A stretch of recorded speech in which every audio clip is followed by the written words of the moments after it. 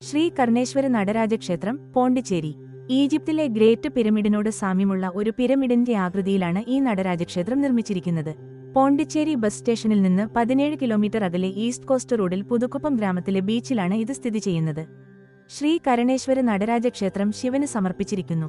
2000-ൽ നിർമ്മിച്ച ഈ ക്ഷേത്രം 2004-ലെ സുനാമിയിൽ നശിച്ചു. പിന്നീട് 2006-ൽ പുനർനിർമ്മിച്ചു. ഈ ക്ഷേത്രം ഒരുപക്ഷേ ലോകത്തിലെ ഏറ്റവും വിചിത്രമായ ഒരു ക്ഷേത്രമാണ്.